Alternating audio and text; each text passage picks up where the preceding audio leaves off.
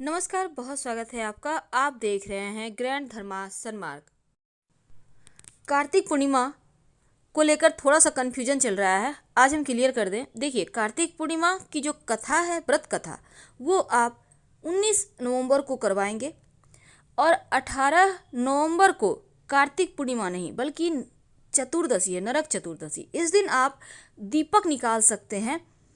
365 बाती का दिया नदी किनारे जलाने का विधान है। लेकिन कार्तिक पूर्णिमा, स्नान दान की पूर्णिमा, व्रत की पूर्णिमा और सत्यनारायण भगवान की कथा करवाने की पूर्णिमा 19 नवंबर को है, क्योंकि 18 नवंबर की आधी रात यानी रात 12 बजे पूर्णिमा तिथि लगेगी और 19 नवंबर को सारा दिन रहेगा, रात 2 बजे देर रात निकलेगी। इसलिए तमाम कार्य आप इसी दिन करें। तो पूर्णिमा तिथि, वैसे तो देखिए, इस पूर्णिमा का बहुत सारे नाम हैं। त्रिपुरी पूर्णिमा या त्रिपुरारी पूर्णिमा भी कहते हैं, गंगा स्नान पूर्णिमा भी कहते हैं, कार्तिकेय पूर्णिमा भी कहते हैं। तो इस कार्तिक पूर्णिमा के दिन गंगा स्नान करने का विधान है। इस दिन कृतिका में शिव शंकर के दर्शन करने से 7 जन्म तक व्यक्ति ज्ञानी धनवान होता है।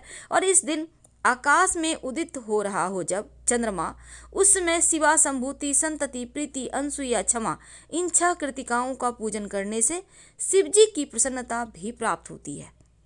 तो इस बार कार्तिक पूर्णिमा 19 नवंबर को है। गुरुवार का दिन देवगुरु बृहस्पति का दिन है और इस दिन श्री हरि को विशेष तरीके से अगर मनाया जाए, कुछ प्रयोग किए जाएं, कुछ नियम का पालन किया जाए, तो मान्यता है कि श्री हरि की कृपा पाना आसान हो जाता है। जब आप गुरुवार के दिन पूजा अर्चना करते हैं तो कुछ बातों का विशेष ध्यान रखिए। जैसे कि गुरुवार के दिन आप झाड़ू तो लगवा सकते हैं, पर पोछा नहीं लगवाना चाहिए। और उसके पीछे धार्मिक कारण ये है कि जीव हत्या ना हो पोछा लगाने से। और झाड़ू लगाने से क्या होता है ना, आप कीड़े मकोड़े के आपने बाहर कर हटा दिया, लेकिन पोछे में क्या होता है, पानी के सहारे वो चिपकेगा, फिर वो बेकार मर जाएगा। तो दोषों से मुक्ति पाने के लिए, अब मान लेते हैं बहुत इमरजेंसी है, या फिर आप भूल गए थे, पोछा लगा दिए, तब एक बर्तन में पानी ले लें, उसमें 1 चुटकी हल्दी डाल दें और पूरे घर में छिड़काव करें और मुख्य दरवाजे पर भी छिड़क दें, दोषों से मुक्ति मिल जाएगी। अब अपने घर के मुख्य दरवाजे को आम के पत्तों के बंधनवार से या अशोक के पत्तों के बंधनवार से सजाइए। साथ ही चावल थोड़ा सा भिगो लें, उसको पीस कर उसका गाढ़ा सा पेस्ट बनाएं, उसमें 1-2 चुटकी हल्दी का पाउडर डाल दें और उस पेस्ट से, वो जो गाढ़ा पेस्ट आपने बनाया है, उसको मिक्स कर लें अच्छे से। इसी से स्वस्तिक का निशान घर के मुख्य दरवाजे के बाहर की तरफ से बना दें और दोनों तरफ 2 खड़ी रेखाएं अवश्य डालिएगा। खड़ी रेखाएं मतलब लक्ष्मी को बांधती है ये रेखा। इसके बाद जब आप पूरे घर की सफाई करवा लें, तब सफाई करवाने के बाद आपको पानी का छिड़काव करना है और एक छोटा सा प्रयोग करें। एक बर्तन में अपने घर से जैसे आप बाहर निकलिएगा तो आपका जो दाहिना हाथ साइड जगह, दाहिने साइड, याद रखिए घर के अंदर ही ये प्रयोग करना है, लेकिन घर से बाहर निकलने की तरफ जो दाहिना हाथ साइड होगा, उस साइड एक बर्तन में पानी रखें। संभव हो तो कुछ फूलों की पंखुड़ी रख दें और इस पानी को अगले दिन उठाकर किसी पौधे में डाल दीजिएगा। एक तो ये माँ लक्ष्मी का आगमन का सूचक भी है और ये बस ये समझ लें कि प्रसन्नता भरा वातावरण भी देगा और सुरक्षा कवच बनाता है। देवगुरु बृहस्पति का दिन है तो आप केला जरूर अर्पित करते होंगे। पीले पुष्प की माला उन्हें अर्पित कर सकते हैं। माँ लक्ष्मी को अगर एक बेलपत्र भी नियमित रूप से अर्पित करें, वैसे श्रीहरि को भी बेलपत्र अर्पित किया जाता है, तो धन की कमी कभी नहीं होती। पंचामृत का प्रसाद बनवा सके तो सर्वोत्तम होगा, नहीं बनवा सके तो कोई बात नहीं। देवगुरु बृहस्पति की पूजा में बहुत सारे विधान हैं, लेकिन एक बात याद रखिए कि भूल कर भी केला मत खाइएगा, क्योंकि केला आप नहीं खा सकते। केला खाने से दोष लगता है। गुरुवार के दिन आपका गुरु कमजोर हो जाता है। संभव हो तो केसर या फिर चंदन या फिर हल्दी का तिलक भगवान को लगाएं और आपकी उंगली पर जो लगा रह गया उसी से खुद भी तिलक करें और आप चाहे तो एक प्लेट में लेकर पूरे घर के लोगों को तिलक कर सकते हैं। सबका गुरु बेहतर होगा, धन यश मान सम्मान सुख बढ़ता चला जाएगा। अब इसके बाद बारी आती है तुलसी जी की पूजा की। धार्मिक मान्यता के अनुसार श्री हरि की कृपा पानी हो तो गुरुवार के दिन तुलसी की पूजा जरूर करें, जीवन में सुख समृद्धि बढ़ता है। तो इस दिन जब आप तुलसी जी की पूजा करेंगे तो एक लोटा जल में एक चुटकी हल्दी डालकर उन्हें अर्पित कर दे। संभव हो तो थोड़ी सी मीठी वस्तु भी रख सकते हैं। और देवगुरु बृहस्पति का अगर आप व्रत कथा करते हैं तो इस दिन बहुत अच्छा है। केले के पेड़ की पूजा करें और आप नहाने के पानी में भी हल्दी डालकर नहा सकते हैं, गुरु बेहतर होता है। पान का पत्ता अगर संभव हो तो देवगुरु को अर्पित करें, उन्हें बहुत पसंद है। और जब भी देवगुरु की पूजा करते हैं एक सिक्का अर्पित किया करें, उसी सिक्के को उठाकर संभाल कर रख लें, फिर अगले गुरुवार के दिन अर्पित करें, क्योंकि बिना दक्षिणा के पूजा पूरी नहीं होती। यह सिक्का बड़े काम की, जब भी कोई शुभ कार्य के लिए जाएं इस सिक्के को लेकर जाएं, काम पूरा होगा आपका। और लाकर फिर वहीं पर रख दें देवगुरु के पास। ओम ब्रिंग बृहस्पते नमः, ये मंत्र का जितना ज़्यादा जप हो कर सकते हैं। गुलाब का इत्र माँ लक्ष्मी को रुई में लगाकर अगर नियमित रूप से आप अर्पित करें, फिर उस रुई को अपने पास रख लें, अपने पॉकेट में, अपने पर्स में रख लें, तो कार्यों में सफलता भी मिलती है और धन भी आता है। और अंत में आप आरती कीजिएगा। लेकिन एक खास प्रयोग देखिए, देवगुरु बृहस्पति को वैसे तो चावल अर्पित नहीं किए जाते, लेकिन किए भी जाते हैं। आप उसमें हल्दी मिक्स करके देवगुरु को अर्पित करें।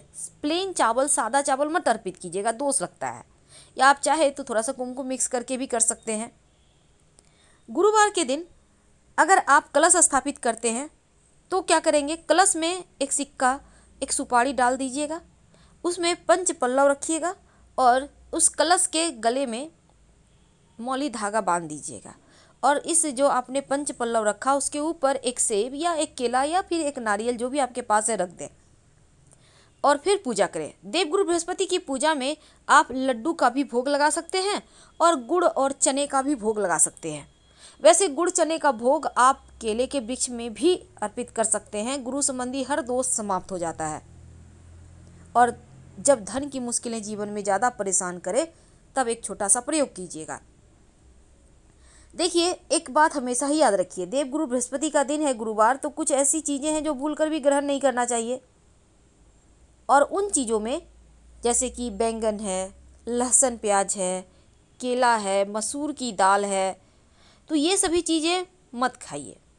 वैसे तो गुरुवार के दिन खिचड़ी भी नहीं खानी चाहिए, यानी कि चावल दाल तो खा सकते हैं पर खिचड़ी नहीं खाना है। तो छोटी छोटी चीज़ों की अगर आप ध्यान देते हैं तो देवगुरु बृहस्पति आपका मजबूत हो जाता है। अब आपके घर में कोई लड़की है, विवाह नहीं हो पा रहा, मुश्किलें हैं, तब उनको एक गुरुवार के दिन नहाने के पानी में एक चुटकी हल्दी डालकर उनसे कहें कि वो नहाएं और ओम ब्रिंग बृहस्पते नमः का जितना ज़्यादा हो जप करें। वैसे इस मंत्र का जप अपने वैवाहिक जीवन की मुश्किलों को समाप्त करने के लिए भी किया जा सकता है। देवगुरु बृहस्पति का दिन भले ही है देवगुरु बृहस्पतिवार, लेकिन इस दिन माँ लक्ष्मी की भी पूजा कीजिएगा। अकेले अकेले दोनों की पूजा ना करें वरना पूरा फल नहीं मिलेगा। बहुत लोग सिर्फ देवगुरु बृहस्पतिवार का कथा करते हैं, बृहस्पति देव का कथा करके उनकी पूजा कर लेते हैं, लक्ष्मी जी को भूल जाते हैं। ऐसा मत कीजिए, क्योंकि दोनों एक दूसरे के बिना अधूरे हैं। और अगर जीवन में ज़्यादा धन की मुश्किल हो तो पीपल के पेड़ में एक लोटा जल अर्पित कर दें और भगवान से, माँ लक्ष्मी से प्रार्थना करें कि आप हमारे साथ घर चलिए हमारे। और जब जल अर्पित करने जाइएगा तो लोटे में मीठी वस्तु भी डाल दीजिएगा जल में। ये तो थी सिंपल प्रयोग जो आप कर सकते हैं। और अगर विवाह में मुश्किलें आ रही है तो आप 11 गुरुवार का व्रत रख सकते हैं। गुरुवार के दिन पीले वस्त्र पहने, पीली चीज़ों का सेवन करें, लेकिन केला ना खाएं, नाशपाती भी मत खाइएगा। वैसे अगर आप केला दान करते हैं तो अच्छा होता है, क्योंकि गुरुवार के दिन केला दान करने से बृहस्पति अगर दूषित है, दोष है, तो वो समाप्त हो जाते हैं। महा उपाय ये है कि अगर नौकरी व्यापार में बाधाएं हैं, आपका कुंडली में गुरु कमजोर है, तब देवगुरु बृहस्पति के मंदिर में केसर और चने की दाल का दान करना चाहिए। केसर चूँकि बहुत महंगा है, हर कोई नहीं कर सकता, कोई बात नहीं, आप चने की दाल थोड़ा सा 100-125 ग्राम ही ले लें, हल्दी 50 ग्राम ही ले लें, आप कुछ भी कोई एक चीज़ दान कर दें और नियमित रूप से अपने माथे पर केसर का, हल्दी का तिलक लगाएं। वैसे हल्दी डालकर ही पानी में नहाया करें, ये सर्वाधिक अच्छा है। और जब भगवान सूर्य को जल अर्पित करेंगे तो एक चुटकी हल्दी डालकर ही अर्पित कीजिएगा। हर तरह की मुश्किलें समाप्त होती है, संतान, धन, यश, मान, सम्मान, सुख, ऐश्वर्य सब बढ़ता है। तो ये प्रयोग है गुरुवार के दिन करने के, जो आपके जीवन की सफलता के मार्ग खोलते हैं। बहुत सिंपल है। तो भगवान सत्यनारायण की कथा भी बृहस्पतिवार के दिन करवाया जाता है। अगर आप चाहते हैं करवाना, बहुत शुभ माना जाता है। तो पूर्णिमा तिथि, एकादशी तिथि और गुरुवार के दिन सत्यनारायण भगवान की कथा होती है। और गुरुवार के दिन भूल कर भी किसी को उधार मत दीजिएगा और ना ही किसी से लीजिएगा, नहीं तो आपका गुरु कमज़ोर हो जाएगा, आर्थिक तंगी आएगी। देवगुरु बृहस्पति का जो आपके घर में तस्वीर है, उनके माथे पर मोर पंख जरूर सजा दीजिएगा। मोर पंख सजा देने से जीवन में किसी तरह का भय नहीं रहता, धन, यश, मान, सम्मान, सुख बढ़ता चला जाता है। और नियमित रूप से अगर देवगुरु बृहस्पति को आप श्रीहरि का, अगर आपके घर में भगवान श्री कृष्ण हैं, तो तुलसी की मंजरी या फिर 2 तुलसी का पत्ता अर्पित करें। भगवान श्रीहरि के सामने एक दीपक जरूर जलाइए, उनका आशीर्वाद मिलता रहेगा। तो छोटे छोटे प्रयोग हैं जो जीवन की मुश्किलों को दूर करता है। लेकिन महिलाएं भूल कर भी गुरुवार के दिन बाल नहीं धोएंगी। और जब आप देवगुरु बृहस्पति के निमित्त कलश स्थापित करते हैं, जो आपने मौली धागा कलश में बांधा है, उस धागे को आप अपने बच्चे की कलाई में बांध सकते हैं, आप खुद भी धारण कर सकते हैं। ये सुरक्षा कवच है। 1 महीने के बाद चेंज कीजिएगा, पुराना वाला मिट्टी में दबा दीजिएगा। घर में बहुत परेशानी है, बहुत दरिद्रता है, याद रखिए नाखून भी मत काटिए, दाढ़ी मत बनवाइए, महिलाएं सर नहीं धोएंगी। और इस दिन जैसा कि हमने कहा, बहुत सारी चीज़ें ऐसी हैं जिसको नहीं खाना चाहिए, नहीं तो देवगुरु, आपका जो गुरु है, वो कमज़ोर हो जाता है। अब पूर्णिमा तो 18 को है नहीं, 19 को है। तो ऐसे में आप शुक्रवार के दिन एक छोटा सा प्रयोग करें।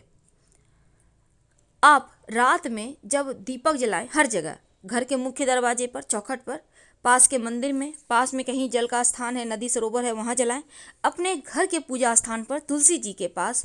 और इसके साथ ही रात में सोने के पहले 1 चुटकी सरसों, पीली सरसों लेकर आप घर के मुख्य दरवाजे के बाहर फेंक दें, पीछे बिना मुड़े घर आ जाए। धन्यवाद।